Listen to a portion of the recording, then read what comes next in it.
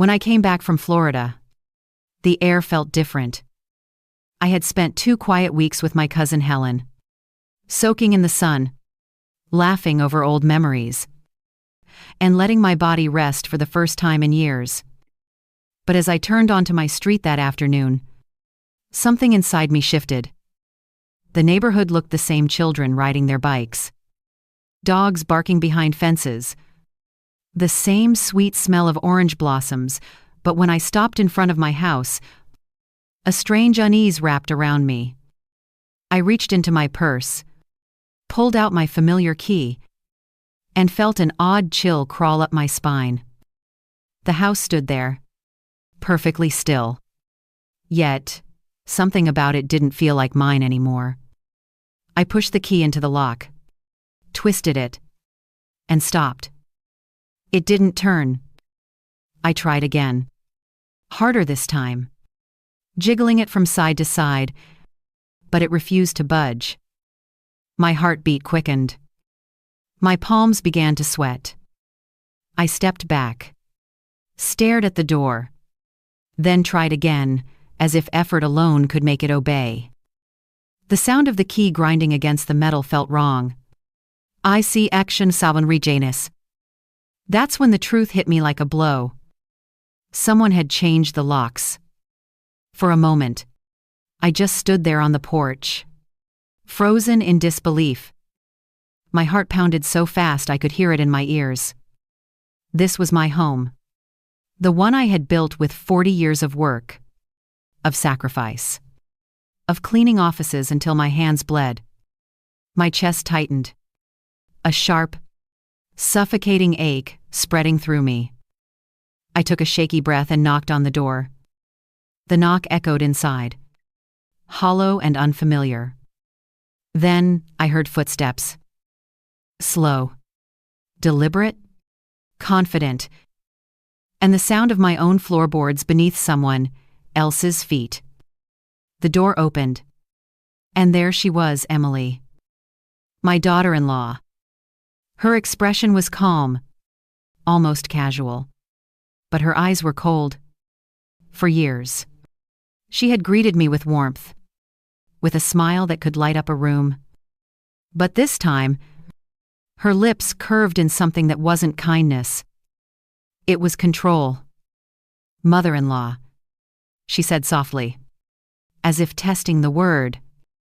I blinked, trying to understand. "What are you doing here?" she asked, her tone light, but her gaze sharp. My throat tightened. I told her I had just come back from my trip and was trying to open the door. But the lock wouldn't turn. She tilted her head slightly, that same polite smile never leaving her face, and said, "Oh, yes. We changed the locks." My stomach dropped. "We," I repeated, my voice trembling. She leaned against the doorway, her hand resting casually on the frame, her wedding ring glinting in the sunlight. "Robert and I have made some changes while you were away. This is our home now." The words didn't make sense. Our home. I felt the world tilt beneath my feet. I looked past her shoulder and caught a glimpse of my living room, my furniture, my pictures, but something was off. The photos of my parents were gone, replaced by framed portraits of her and Robert. The soft blue curtains I had chosen years ago had been replaced by something sleek and gray. It was like staring into a distorted version of my life. I took a step forward, but she didn't move aside. The smile on her face sharpened. "You can't stay here anymore," she said simply. "It's time for things to change." For a moment, all I could do was stare at her. My hands trembled, but I forced myself to stay calm. I reminded her that the deed was in my name, that I paid the taxes, that I owned every inch of this property. But she only shrugged, her expression unmoved. "Things are different now," she said, her voice low, smooth, almost rehearsed. We've taken care of the paperwork. It's all legal. My mouth went dry. Behind her, I saw movement. Robert, my son, standing in the hallway. My only child. His face was pale, his eyes downcast, as if he couldn't bear to meet mine. Robert, I whispered. Relief flooding me. Tell her she's mistaken. Tell her this is my home. He didn't answer. He just stood there, shifting awkwardly, avoiding my gaze. My heart cracked open in my chest. The silence between us screamed louder than any words could. That silence told me everything I needed to know. He had known. He had helped. My own son. The world around me blurred. I felt dizzy, like the ground was slipping away beneath my feet. My mind flashed through decades of memories, him as a little boy with scraped knees. His laughter echoing through this very house. The nights I stayed up, sewing his clothes. And the mornings I skipped breakfast so he could have enough for lunch. Every sacrifice I had ever made condensed into this one crushing moment. My throat burned. But then something inside me shifted. The fear didn't vanish, it transformed. It hardened. I looked at them both, Emily with her smug confidence, Robert with his cowardice, and felt a calmness wash over me. Cold and clear. I reached into my purse and pulled out the cell phone Robert had given me last year. He had said it was to keep me connected. I smiled faintly, though it didn't reach my eyes. You're right. Emily? I said softly. Things have changed. She frowned, confused by my tone. Yes. I continued. It's time you learned who really runs this family. For the first time. She hesitated. Her brow furrowed. Her lips parted. But no words came out. She didn't understand why I wasn't crying. Why I wasn't begging to be let back in. That's when I realized something simple but powerful. When a woman smiles after losing everything, it's not because she's broken, it's because she's done being afraid. I turned and walked down those steps slowly, each one steady, deliberate. Behind me, I could hear her voice calling my name, but I didn't look back. The wind lifted my hair, cool against my face, and I whispered to myself that they had taken my house, but not my power. What they didn't know was that I was just getting started. I walked for blocks without knowing where I was going. My body moving, but my mind trapped somewhere between disbelief and anger. The sound of my footsteps echoed in the quiet street. The same street I had lived on for decades. And yet now it felt foreign. The houses I passed looked untouched by betrayal. Neat gardens and wind chimes swaying gently in the breeze, while my own world had just fallen apart. When I finally stopped, I found myself sitting on a park bench beneath a jacaranda tree. Its purple blossoms were falling all around me, delicate and silent, landing on my lap as if to comfort me. I sat there for a long time, letting the truth sink in. My son had locked me out of my own home. The boy I raised with every ounce of my strength had stood behind a woman who looked me in the eyes and told me I didn't belong anymore. The ache in my chest spread until it felt hard to breathe. My hands shook as I reached into my purse and found an old photograph Robert at 5 years old, holding a paper airplane, his smile wide and free. I stared at it until my vision blurred. That house wasn't just a building. It was the story of us. I had bought it penny by penny, built it room by room through sheer willpower. I had scrubbed bathrooms and polished floors until my skin cracked. I had cleaned offices long after midnight, pushing heavy vacuums through endless hallways. Every dollar I saved went into that house. 40 years of labor, of hunger, of sleepless nights. That key, the one that no longer fit the lock, represented my entire life. When Robert's father left us, I was 27 and terrified. I remember the morning. Clearly, he walked out with a suitcase and a promise he never kept. Rent was due. Bills piled high. And I had a little boy who needed to eat. I didn't have the luxury of falling apart. I took whatever jobs I could find. In the mornings, I scrubbed the floors of a bakery downtown. The steam burned my hands. But I never complained. From 9 to 6. I cleaned the offices of an insurance company, 30 rooms, 6 bathrooms, 3 floors. By night, I took on extra work at 2 medical offices and a law firm, returning home past midnight only to wake again at 5. People used to tell me I was crazy, that no one could live like that. But I did, because I had Robert.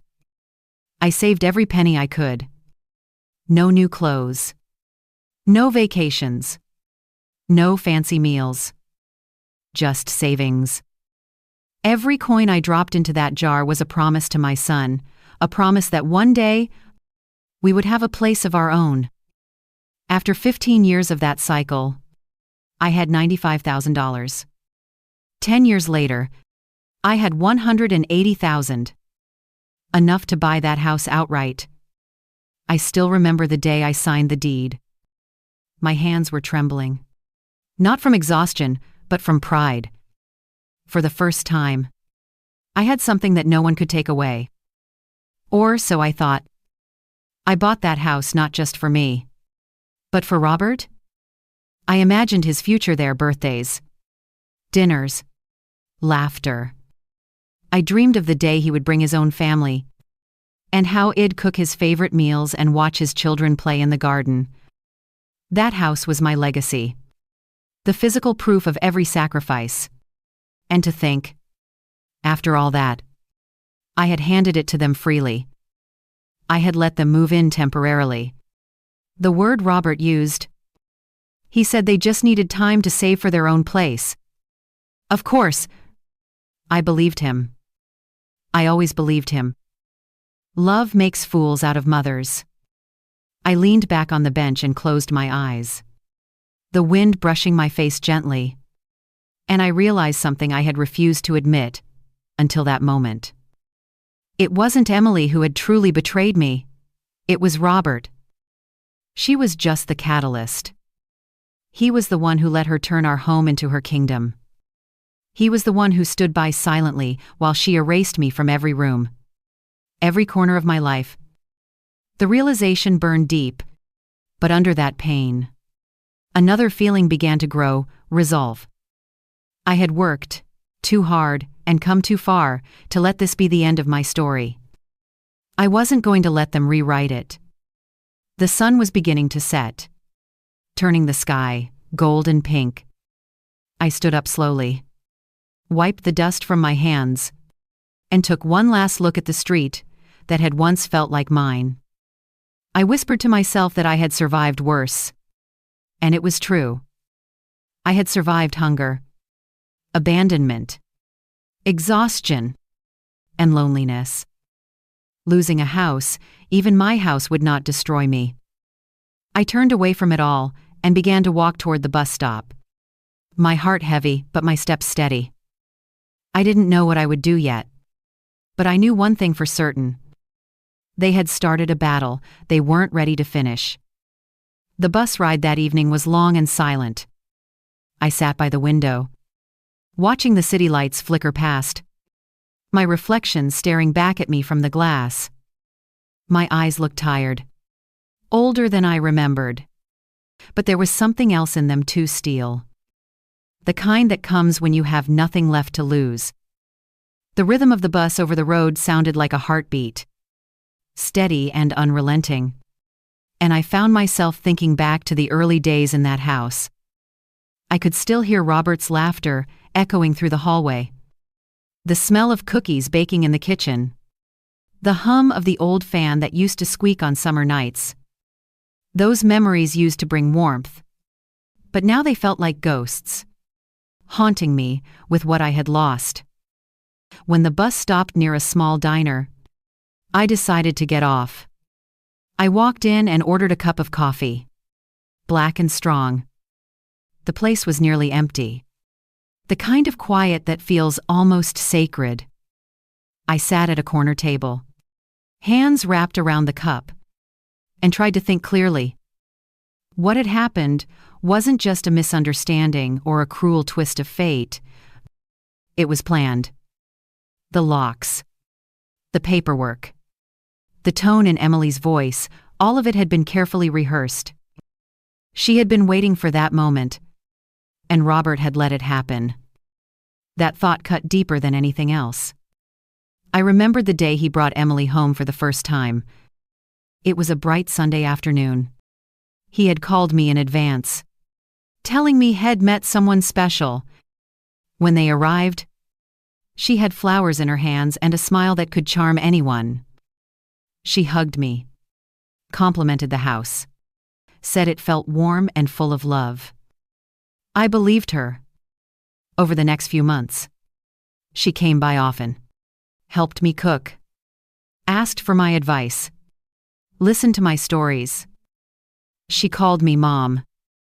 I thought I had gained a daughter. I even spent $8,000 of my savings on their wedding, just to see my son happy. That night, when I handed them the deed as a symbolic gesture, a way of saying, "This is your home too," I thought I was doing something beautiful. I didn't know I was handing them the weapon they'd later use to wound me. As I sat in that diner, the bitter taste of coffee on my tongue, I realized how blind I had been. Love had made me generous, but it had also made me vulnerable. I had trusted too easily, given too freely. Emily's kindness had been a mask, and behind it, there had been ambition. Maybe she had loved Robert once. Maybe she still did. But I knew now that she loved power more. And Robert, my poor son, had become her willing accomplice. The waitress refilled my cup and asked if I was all right. I nodded, even though my chest felt like it was being crushed from the inside. I thanked her, left a tip, and stepped back out into the night. The wind was cool, carrying the scent of rain. The streets shimmered under the streetlights, and I walked with no destination, letting the movement calm me. I wasn't ready to give up. Somewhere deep inside me, beneath the exhaustion and heartbreak, something fierce was waking up. By the time I reached the small motel near the bus station, my plan wasn't clear yet. But the intention was.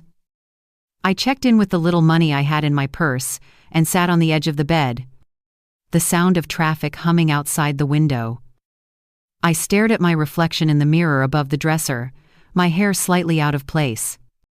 My eyes shadowed but alive.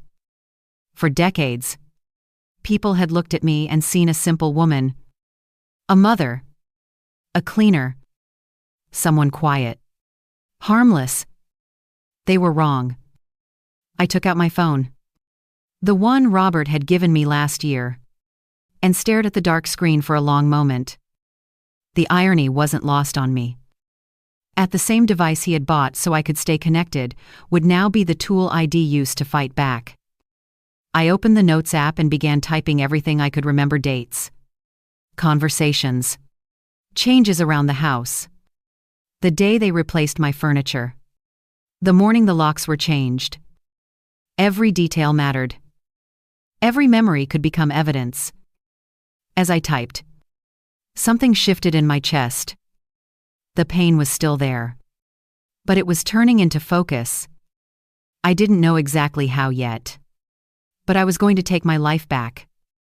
My house, my dignity, everything. They thought they had erased me, but they had only awakened the part of me that had built an entire life from nothing. I put the phone down, lay back on the bed, and closed my eyes.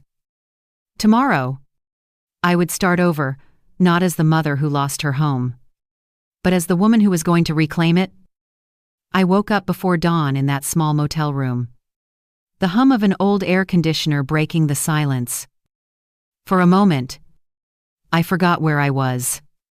The rough texture of the sheets and the smell of detergent tricking me into thinking I was home. But then it all came back. The lock, Emily's smirk, Robert's downcast eyes. My stomach twisted. But instead of tears, something colder filled me. Determination. I sat on the edge of the bed, staring at the floor until the light outside shifted from gray to gold. I had been knocked down before, but this time I wasn't staying there. I got dressed, pulled my hair back, and went down to the diner next door for breakfast. And the same waitress from last night greeted me with a tired smile and poured me a cup of coffee. As I ate, I started writing in my notebook again. This time, not just details of what had happened, but memories of how I got here. I wanted to remind myself who I was, not the woman they thought they could manipulate, but the one who had built an entire life from scraps. I listed every job ID ever taken. The bakery, the offices, the hospitals. Each one was proof that I could survive anything. I wrote until my hand cramped. And when I stopped, I looked down at the page and felt a flicker of strength return. After breakfast, I walked to the nearest bus stop, not sure where I was heading. The city was already awake, cars honking, people rushing, the air filled with that restless hum of ordinary life.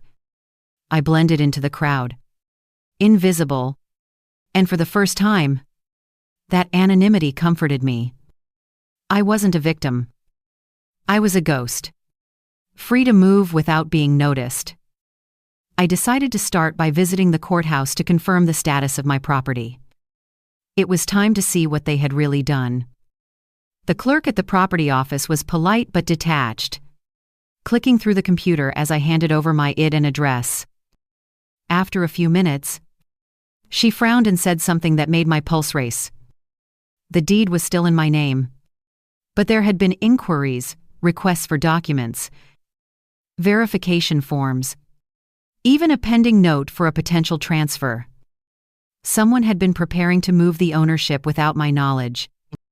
I felt heat crawl up my neck, anger sharp and clean. I thanked her, took the printed report, and walked outside. The sky was overcast, heavy with clouds, but inside me, the storm was already raging. I sat on a bench outside the courthouse, staring at the paper. It was proof that Emily wasn't just cruel. She was calculated. She wanted everything. My house, my money, my peace. And Robert, whether through weakness or greed, was letting her. But now I had something she didn't expect. Awareness. I wasn't in the dark anymore. I wasn't standing on the porch, confused and broken. I knew exactly what they were doing. The first drops of rain began to fall. Light at first, then heavier. People around me ran for cover, but I stayed seated, letting the water soak through my jacket.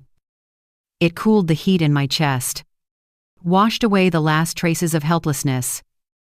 I whispered to myself that I had faced worse storms and survived them all. This one would be no different. By the time I returned to the motel, the rain had stopped, leaving the air fresh and clean. I changed into dry clothes and stood in front of the mirror. My reflection stared back at me, tired eyes, gray strands in my hair, but something unshakable behind them. I reached for the phone and called the only person I trusted completely. Linda, my oldest friend. When she answered, I didn't even have to explain. She heard it in my voice. She told me to come stay with her. Said we'd figure it out together. I hesitated for only a second before agreeing. I packed my bag, slipped the property report into my purse, and left the key on the nightstand. That evening, as the bus carried me across town toward Linda's neighborhood, the sunset painted the sky in shades of orange and crimson. I pressed my hand against the window and made myself a promise. They thought they had ended my story, but they had only written the beginning of the part where I fight back. I would go to Linda's, gather my strength, and then return, not as the woman they locked out, but as the woman who would take everything back piece by piece. Linda lived on the other side of the city, in a quiet neighborhood lined with tall sycamore trees. When I arrived, she was already standing on her porch waiting for me, arms crossed, her face a mix of concern and fierce loyalty. We had known each other since our 20s, back when we worked at the same cleaning company. We had survived life's storms, together, bad bosses, bad men, bad luck, but nothing as cruel as what I was facing now. She didn't say anything at first. She just pulled me into a hug that broke the dam inside me.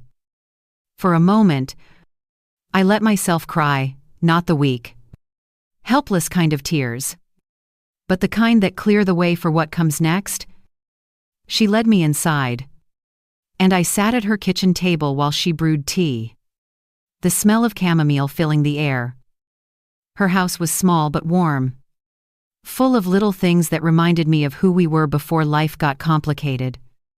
A faded photo of us on the wall, both of us young and laughing, covered in flour from a baking disaster that had turned into one of our favorite memories.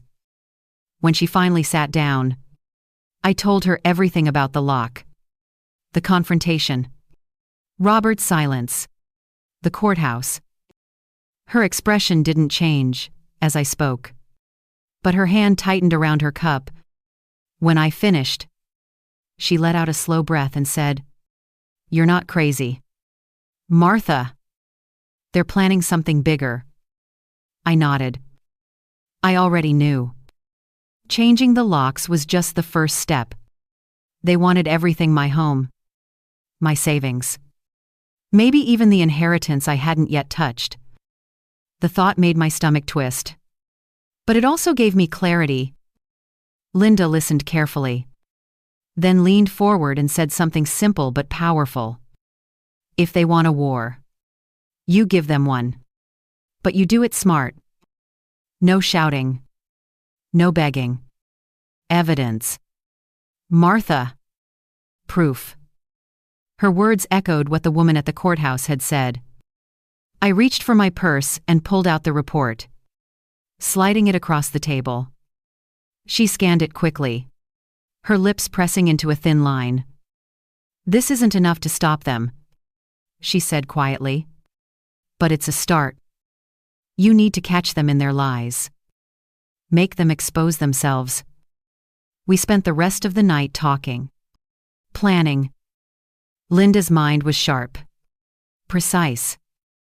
She told me we could use her old recording equipment, the one she had from her days running the neighborhood association. I could pretend to make peace with Emily, visit the house, play the role of the forgetful old woman they already thought I was. While I acted harmless, I'd be collecting every word, every detail, every slip of the tongue. I hesitated. The idea of going back into that house, pretending to forgive them, felt unbearable. But Linda's voice was steady. She told me that I had survived much harder things than deception. This was just another kind of cleaning sweeping out the lies instead of dirt. I smiled faintly at that. It sounded like something only she would say. When the clock struck midnight, she walked me to the guest room and left the door open a little, like she used to when I stayed over years ago. The small gesture made my chest ache. I lay in bed staring at the ceiling, the quiet ticking of her old wall clock filling the darkness. Every sound reminded me that time was still moving, that I wasn't stuck in the moment they betrayed me. I was already moving forward. Before sleep finally came, I whispered to myself the same words I had said the day I bought my house. You built your life once. You can do it again. And this time, I would build it stronger. Not out of faith in others, but out of faith in myself. The next morning, sunlight spilled across Linda's kitchen table, glinting off the teapot shed owned for decades. I sat there sipping coffee while she wrote a list of things we needed. A small recorder, extra batteries, a safe place to store everything. She had that same calm focus ID seen in her years ago when life tried to break her too. Watching her steadiness reminded me that strength doesn't always roar, it can whisper and plan quietly. One step at a time. After breakfast, we went to a small electronics shop, a few blocks away. The man behind the counter was young, barely older than my grandson would have been if it ever had one. He asked what we needed, and Linda did most of the talking. We left with 2 tiny recorders that could fit into my palm, nearly invisible. Holding one felt strange, like holding a secret that could change everything. Back at her house, we practiced using them. She taught me how to slide the switch without making noise, how to check if the light was on, how to hide it inside a purse or a coat pocket. We laughed once when I fumbled with the buttons, and for the first time in weeks, the sound didn't feel foreign. It reminded me of who I had been before the betrayal. Someone capable, clever, alive. By midday, my plan started to take shape. I would go back to the house, not as a victim, but as a visitor, pretending to make peace. I'd tell Emily that I missed Robert, that I wanted to smooth things over, maybe even suggest that we start fresh. I knew her well enough to predict her reaction. Shed 1. And in that confidence, she would talk too much. Every arrogant word would end up recorded.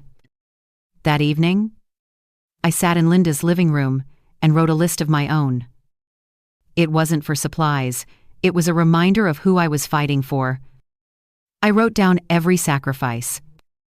Working double shifts, skipping meals, saving for Robert's school, patching his shoes instead of buying new ones, hiding my exhaustion behind a smile.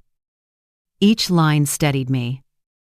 By the time I finished, my hand ached, but my heart felt lighter. I wasn't just fighting for a house. I was fighting for the life behind it. Later, as the sky darkened, Linda poured us both tea. She said she admired my courage, but I told her it wasn't courage, it was necessity. When someone tries to erase you, surviving becomes the only choice. She nodded and reached over, squeezing my hand gently. I could see pride in her eyes, but also worry. She told me to be careful, to remember that people like Emily don't stop when they're cornered, they dig deeper. I promised her I'd be cautious, though deep down, I already knew there would be risks. That night, I packed my purse carefully. Recorder, notebook, a pen, and the property document. I laid everything out like armor before a battle. I stared at my reflection in the mirror for a long moment. I didn't look like the woman I used to be. There were new lines around my eyes. Yes, but there was also something fierce behind them. The kind of fire that only comes from being tested and refusing to break. When I finally lay down, sleep came slowly. My mind kept circling back to Robert. Somewhere beneath the layers of betrayal, I still wanted to believe he could be saved, that the boy who once brought me flowers for Mother's Day still existed. But love couldn't blind me anymore. I had to face the truth, no matter how much it hurt. Before I drifted off, I whispered into the darkness. Tomorrow I go back. Let her think she's won. Let her open the door with that smug little smile, Because this time, I'll be the one watching. The one listening. Tomorrow, the first cracks in her perfect mask will begin to show. The next day felt heavier than usual, as if the air itself knew something was about to change. I woke early, sat at the edge of the bed, and watched the light crawl slowly across the floorboards. My heart was steady, though a quiet ache pulsed beneath every breath. Linda was already awake, waiting at the kitchen table with toast and coffee. She didn't say much, just handed me the small recorder and reminded me where the switch was.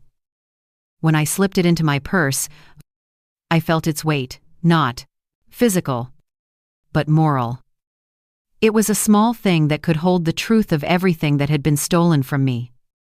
I dressed carefully, choosing a soft gray cardigan, one that made me look gentle, harmless, the way Emily expected me to be.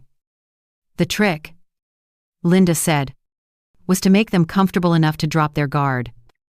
I wasn't going there to fight. Not yet. I was going there to listen. When I reached my street, my pulse quickened. Every step closer to that house made my chest tighten. The garden looked the same, but someone had trimmed the roses I planted years ago. My welcome mat was gone. The front window, once covered by my lace curtains, now had sleek white blinds that looked sterile and cold. Still, I climbed the porch stairs, pressed the doorbell, and waited.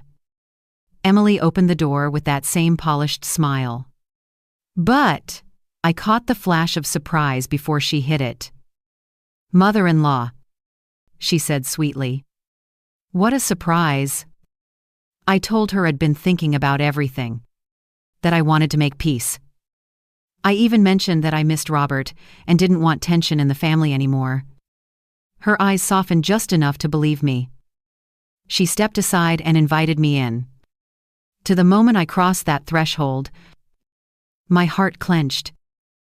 The scent of my lavender candles was gone, replaced by some expensive perfume. My photos were nowhere to be seen. The couch where Robert used to fall asleep as a child was gone too. Every trace of me had been erased. I forced a smile, pretending not to notice, and sat where she gestured. The recorder in my purse was already running. We chatted about trivial things at first: her job, the neighborhood, even the weather.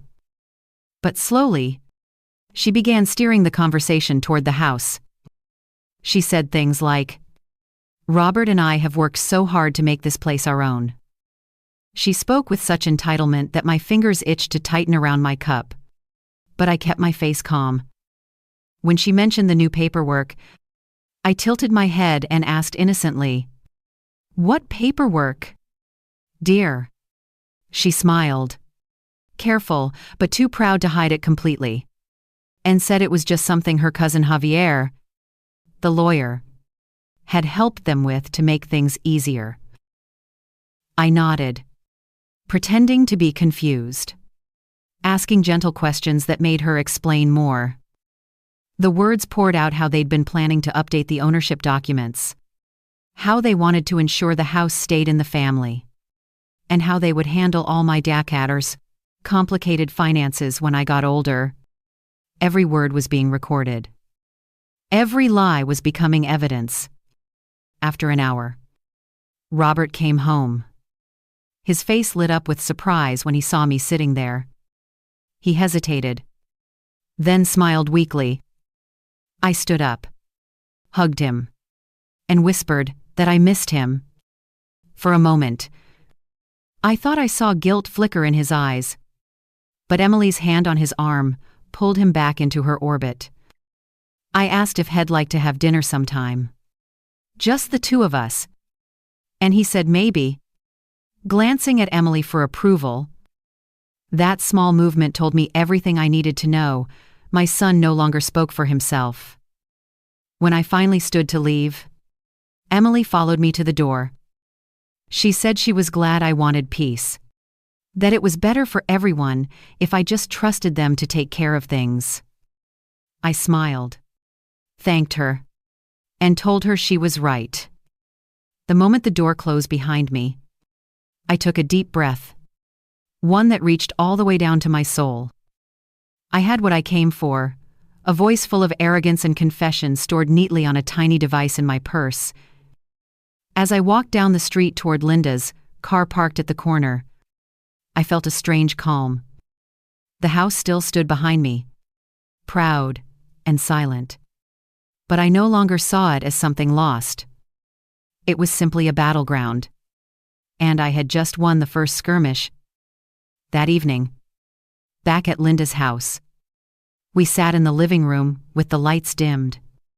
The recorder between us on the coffee table. My hands trembled slightly as I flipped the switch, and Emily's voice filled the room. It was surreal, hearing her words replayed so clearly, every smug laugh, every sentence dripping with superiority. She spoke like someone untouchable, so certain she was in control. But now those same words were proof, each syllable turning into a weapon I could use. Linda listened in silence, her jaw tight, her eyes sharp with fury. When the recording ended, she reached over, squeezed my hand, and said softly, "This is enough to make the law listen." I wanted to believe her, but part of me knew Emily wouldn't stop until she had everything. She was the kind of person who thrived on manipulation. Even now, she was probably plotting her next move. I could almost hear her voice in my head, whispering that I was old, confused, irrelevant. But that was the thing about underestimating people. You never see the fire until it's burning right in front of you. We spent hours that night planning. Linda insisted we make multiple copies of the recording. One for me. One for the lawyer. One to keep hidden in her house. We labeled them carefully, slid each into a sealed envelope, and locked them in a small box under her bed. Then we began listing what else we needed: documents, witness statements, a legal timeline. For the first time in weeks, I felt in control. Every small action we took brought me closer to justice. The next morning, I woke before sunrise. The sky outside the window was still pale gray, and the air carried that faint chill of early dawn. I brewed coffee quietly while Linda slept, then sat at the table with my notebook. I wrote everything I remembered from the day before, the way Emily's tone shifted when she mentioned paperwork, how Robert had looked away when I mentioned dinner, how the word trust had rolled off her tongue like poison wrapped in sugar. I wrote until the page was full, then read it back slowly. There was no sadness this time, just precision. I wasn't writing as a mother anymore. I was writing as a strategist. When Linda woke, she looked at me over her cup of tea and smiled. She said she could see something had changed in me overnight. Maybe it was the way I sat straighter, or the calm in my voice when I told her what came next. I was going back. Not today. Not tomorrow. But soon. I wanted more than one conversation on that recorder. I wanted a pattern, a trail of evidence so undeniable that no one could twist it. That week, I visited them twice more. Each time, I played my part perfectly. I let Emily think I was grateful for her help, asking innocent questions about the documents, pretending to forget details she'd told me just days earlier. She became bolder, her words looser. One afternoon, she even said that Robert and she were finally building the future they deserved. I smiled, agreed, and took another sip of tea while the recorder in my purse captured every word. The hardest part was seeing Robert up close. He avoided my eyes most of the time, as if he knew what they were doing was wrong but couldn't stop himself. Once, when Emily left the room, I reached out and touched his hand, I told him quietly that I still loved him, no matter what. He didn't answer. He just stared at the floor, his face pale. When Emily came back, the moment was gone, and the wall between us grew thicker. By the end of the second week, I had hours of recordings Emily discussing her house, mentioning my bank accounts, even laughing about how old people shouldn't be handling legal documents. I went home that night and listened to each file carefully, labeling the key moments. My pen scratched across the paper, steady and firm. Every cruel word made me stronger. That night, as I sat by the window, watching the moonlight stretch across the floor, I realized I wasn't afraid anymore. The fear that had paralyzed me on that porch was gone. What replaced it was resolve, the same kind I'd felt decades ago when life forced me to survive alone. Back then, I had worked 3 jobs to keep a roof over our heads. Now, I would fight 3 times as hard to take back the home they'd tried to steal. Before going to bed, I looked at the recorder on my nightstand and whispered to myself, "She has no idea what's coming." Then I turned off the light, knowing that every hour of sleep would bring me one step closer to the day I walked back into that house, not as their victim, but as their reckoning. The morning of my final visit arrived with a strange quiet. Even the air felt tense, like it knew this day would end differently from the others. I woke before dawn, took a long shower, and stood in front of the mirror. My reflection didn't look like a woman preparing for war. But that's exactly what I was. I dressed in a soft blue blouse and my most unassuming skirt, tied my hair neatly, and slipped the recorder into my purse one last time. Before leaving, Linda stopped me at the door and hugged me tightly. Her voice was low, steady. "Remember, you're not going there to beg. You're going to finish what they started." The drive to my house felt longer than usual. Though the streets were nearly empty, I parked down the block, took a deep breath, and walked toward the place that had once been my pride and peace. The sun had just begun to rise, painting the windows with light. But the warmth didn't reach me. My heart was calm, heavy, and certain. I rang the doorbell. Emily opened the door almost immediately, surprise flickering across her face before she masked it with that same smile she always wore. "Mother-in-law. What a nice surprise. Come in." Her voice was syrupy, but her eyes betrayed annoyance. I stepped inside. The smell of coffee and new paint filled the air, masking the scent of the home I used to know. Robert was sitting at the dining table, scrolling on his phone. He looked up briefly, then looked away again. The silence between us was suffocating. Emily gestured toward the chair across from her and poured me coffee without asking.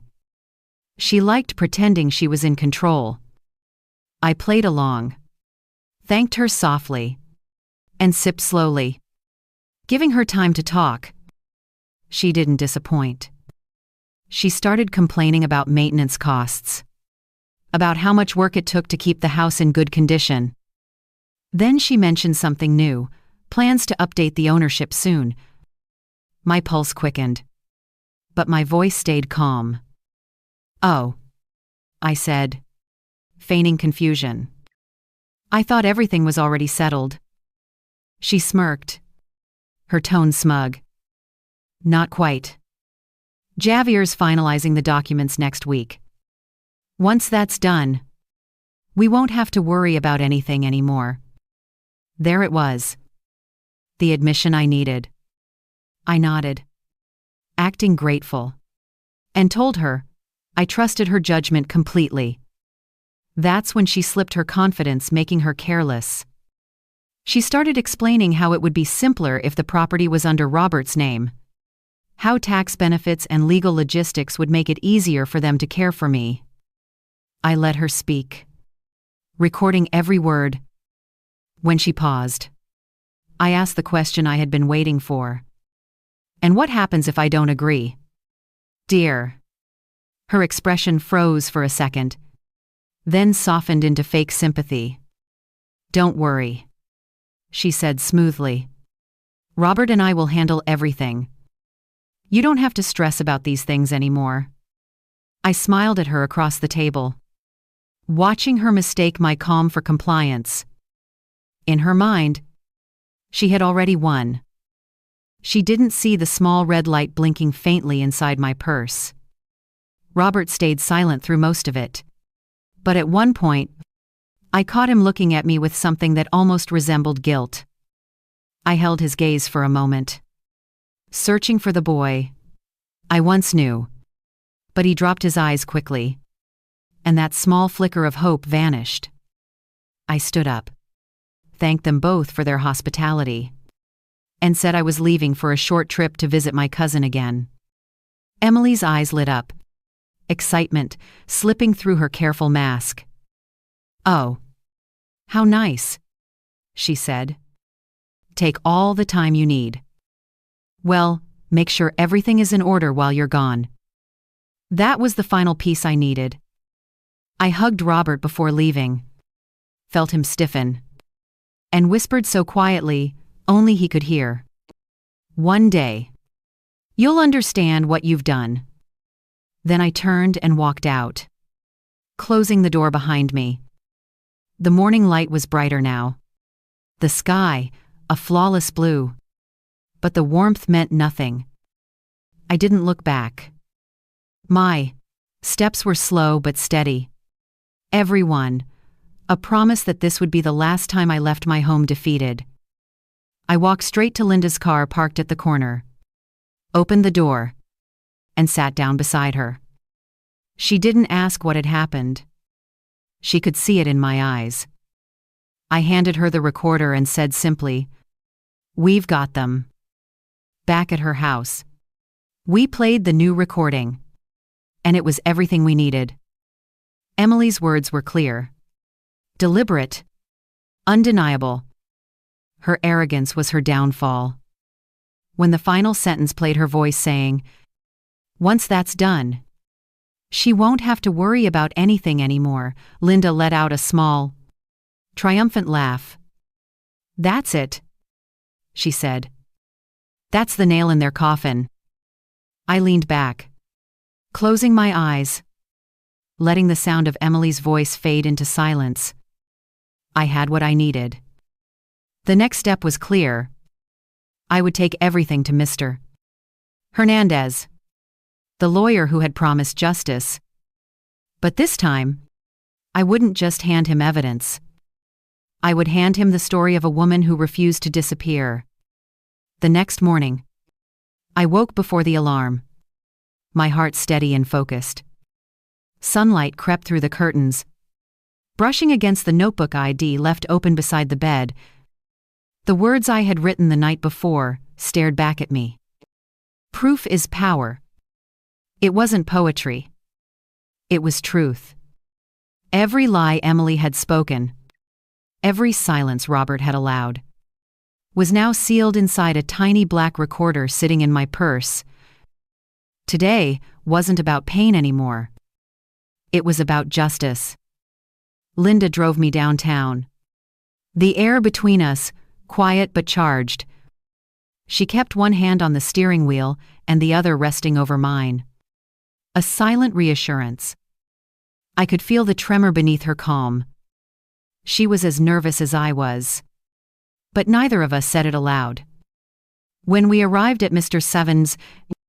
Hernandez's office, I took a deep breath and stepped out of the car. The building loomed above me, tall, glass, and unflinching, like the truth I was about to deliver.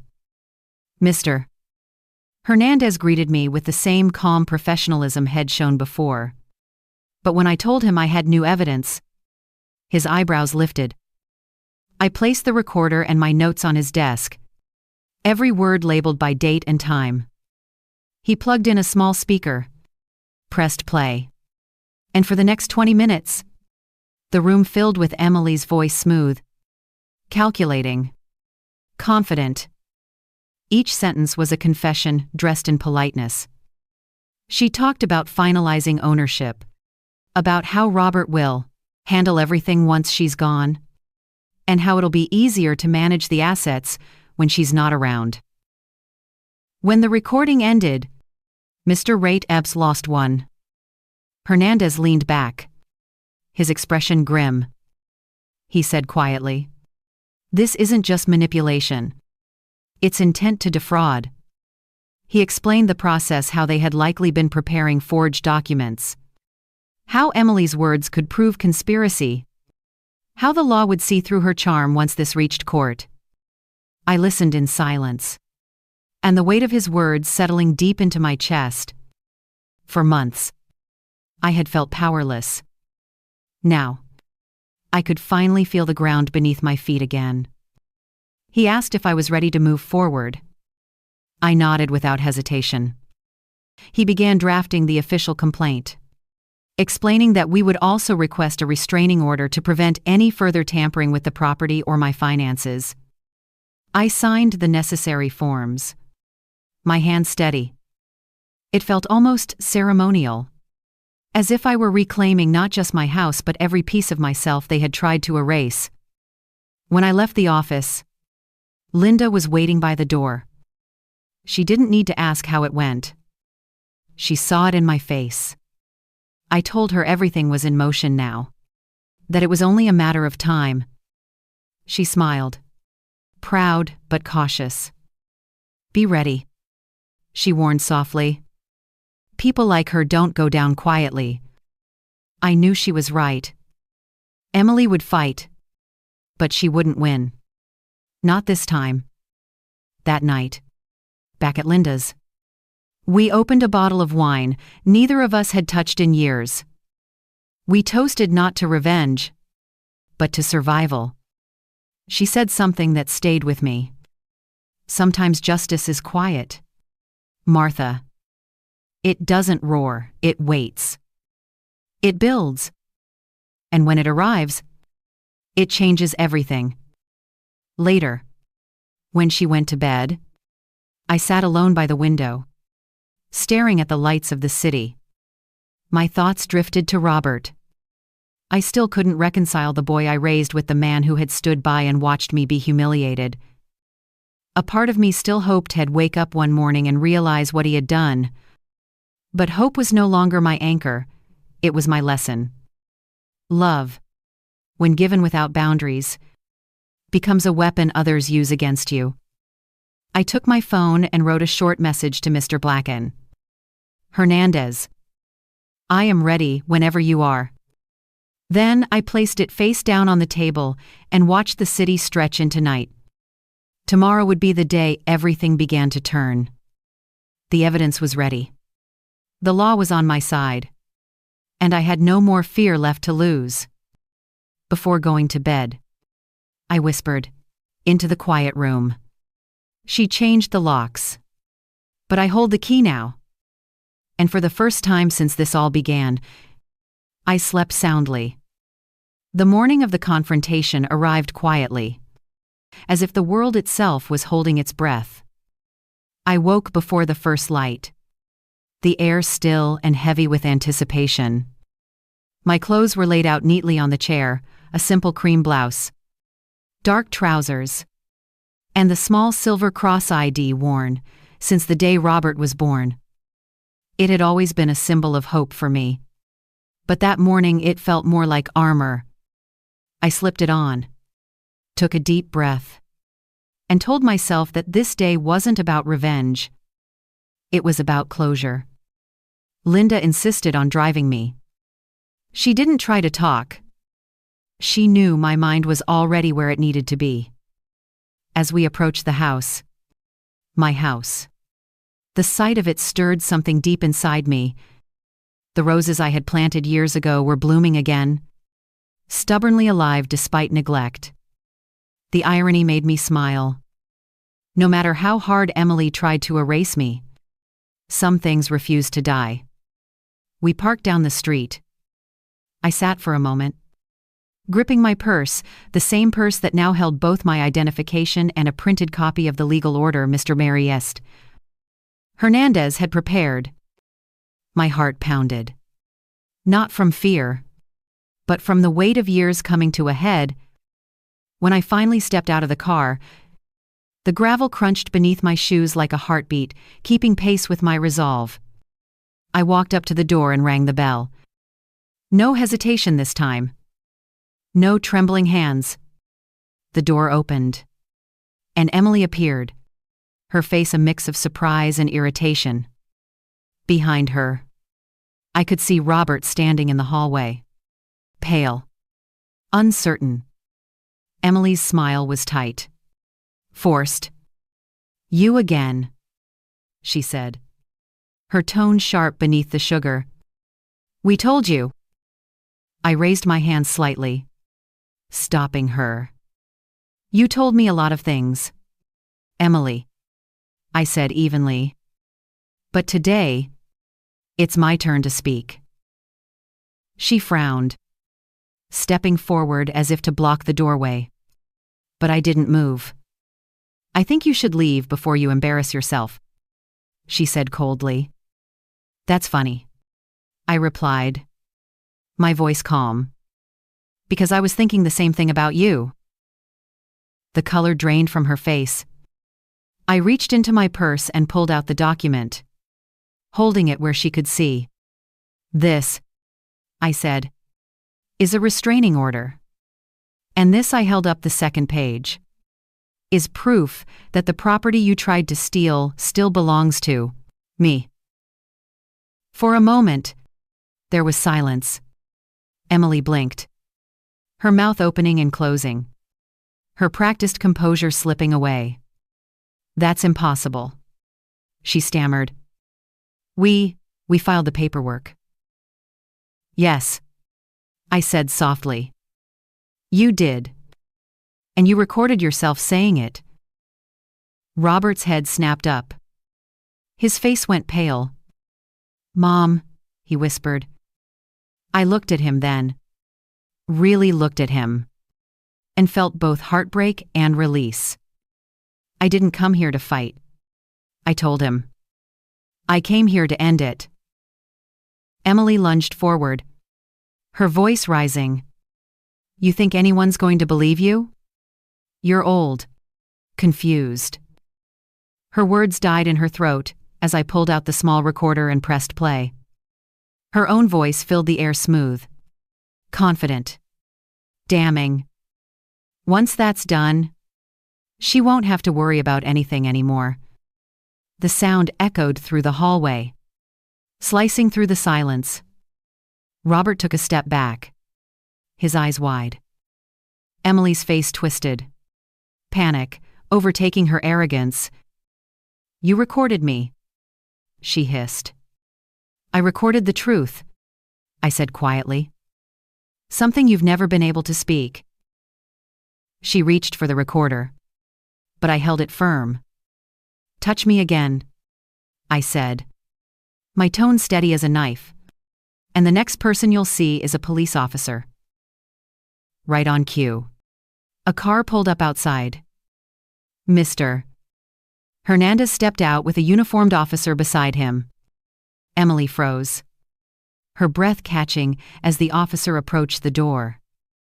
The lawyer greeted me politely, then turned to her. "Mrs. Adams?" he said, his voice calm but firm. "We have reason to believe you've attempted property fraud. You and your husband will need to come with us to answer some questions." Robert stared at the floor, his shoulders shaking slightly.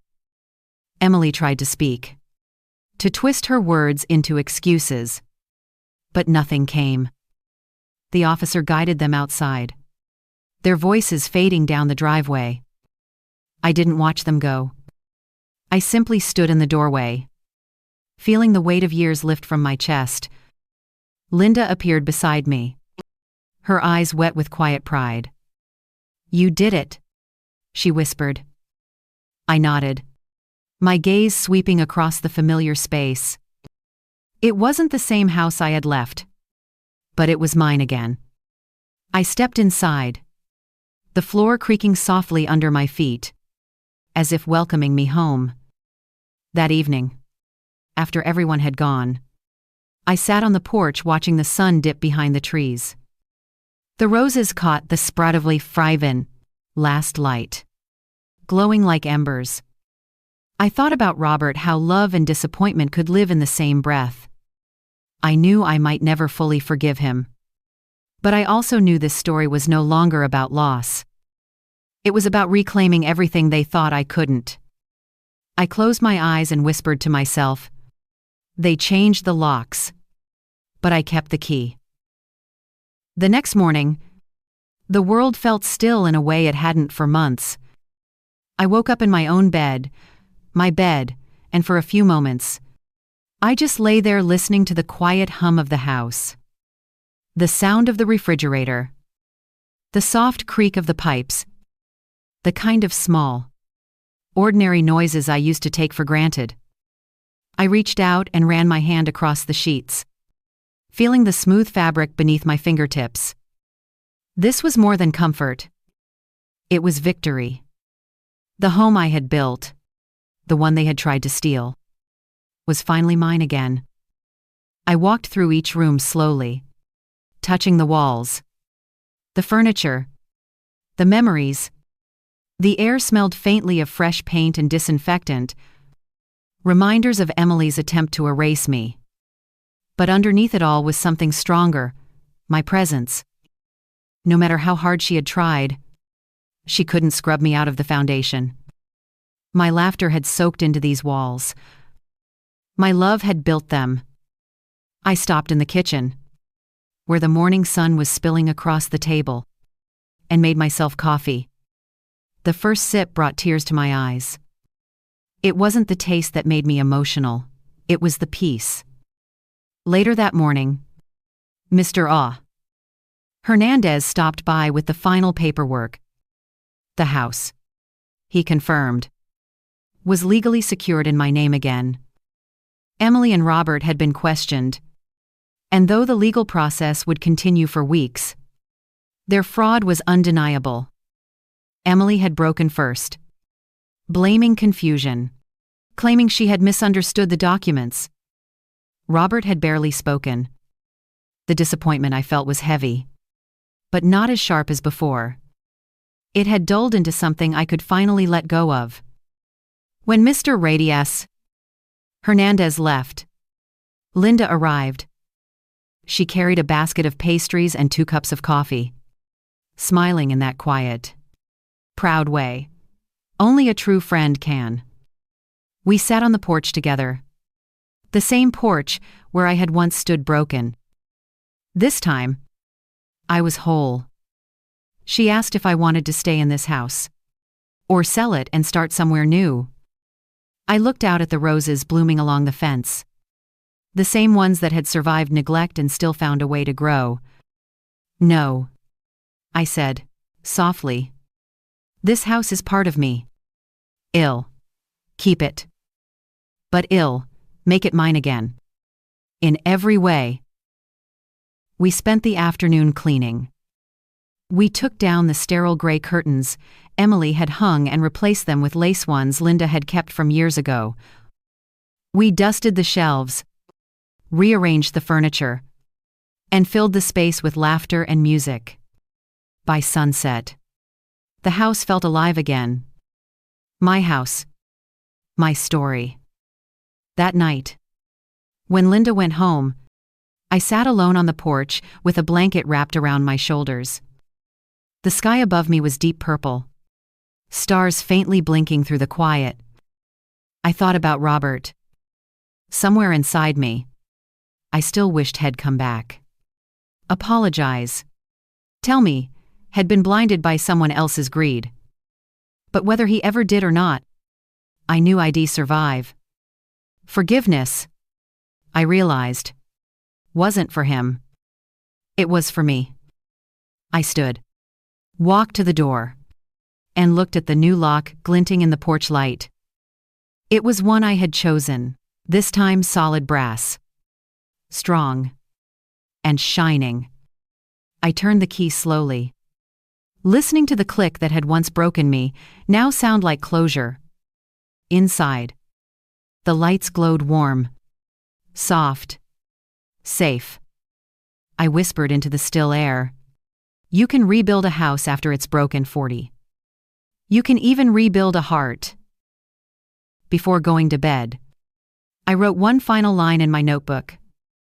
She changed the locks and took my home. But I took back my life. I closed it, placed it on the nightstand, and turned off the light. For the first time in a long time, I slept without fear because this time, no one could ever take what was mine again. In the weeks that followed, the house and I healed together.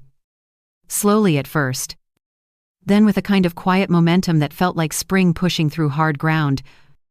And each small ritual became a stitch, closing an old wound. Like brewing coffee at dawn with the window cracked just enough to let the morning in. Or sweeping the porch while the neighborhood woke up around me. Or trimming the roses that had stubbornly bloomed through neglect and were now soft proof that resilience can be beautiful. And I began to reclaim the rooms, the way a person reclaims breath after a long dive. Not with a dramatic gasp, but with steady, patient inhales that say, I am still here. And I noticed how the light moved across the living room wall at noon and remembered how I used to pause there on lunch breaks. And I put my parents' photograph back above the mantel. And I set out the ceramic bowl Robert made in 3rd grade with its crooked edge and permanent thumbprint. And I let myself love it again without apologizing for the ache it carried. Because life had taught me that ache and gratitude can sit side by side without canceling each other. And with each day I allowed myself to live more in the present than in the courtroom of what-ifs. Even as the legal process continued in the background, steady and methodical like a clock that never needed me to watch it to keep time. And Mr. T. Hernandez sent updates that were measured and reassuring. And Linda kept showing up with her grocery totes and practical wisdom. And the officer who first stepped onto my porch called once to say the file was moving. And I thanked him with a calm that surprised me. Because the wild, bright anger that had fueled my fight had settled into something cleaner than anger. Something like dignity. And on a quiet Sunday, I sat at the kitchen table and rewrote my will with clear eyes and a steady hand. Not as a warning to anyone, but as a promise to myself. Naming a scholarship fund in my parents' honor.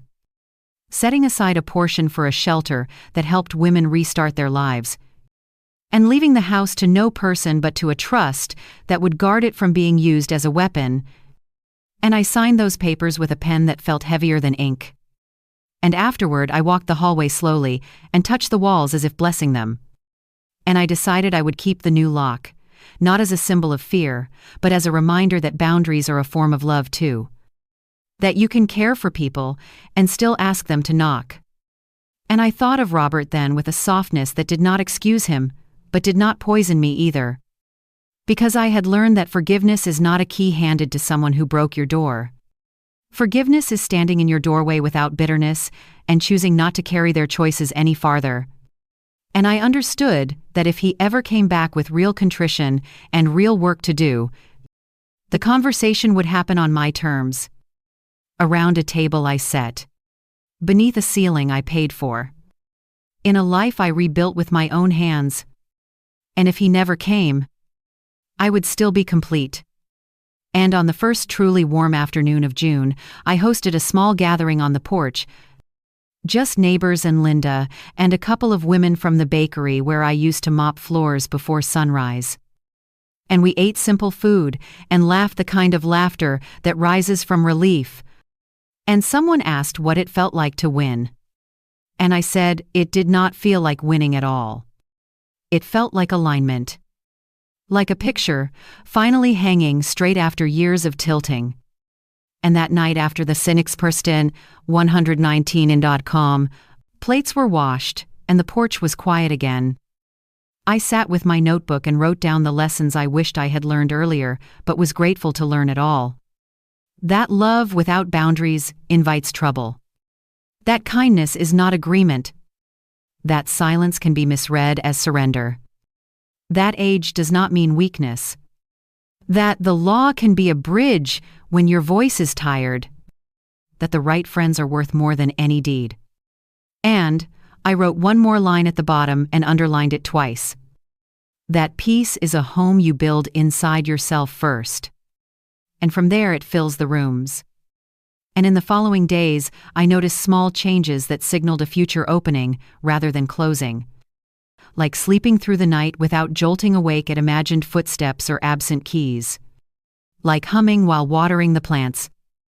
Like buying new curtains, not to erase the past, but to brighten the present. And, in the mirror, I saw a woman who looked like me, and also looked new.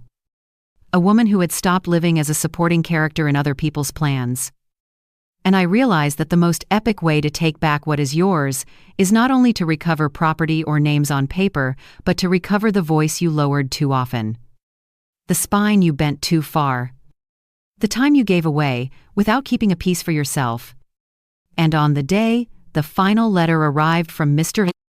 Hernandez confirming that all filings were complete and the case stood resolved beyond dispute. I placed it in a folder marked Keep and slid it into the back of a drawer. Not on display. Not hidden. Just there in its rightful place. And I brewed tea and sat on the steps and watched the street glow with evening. And a boy on a bike laughed the way Robert once laughed. And I let the sound cross the yard without breaking me. And I told the setting sun a simple truth. I had earned the slow way. That locks can be changed, and keys can be copied, and names can be shuffled on documents. But a life built with honest work and stubborn hope remains yours when you decide it is yours. And as the first stars appeared, I closed my eyes and thanked every version of myself who kept going, when standing still would have been easier. And I went inside and turned off the porch light and felt the house breathe with me. Steady and safe. And I knew that whatever came next would meet a woman who could hold her ground without shouting. Who could open her door without fear. Who could love without losing herself again.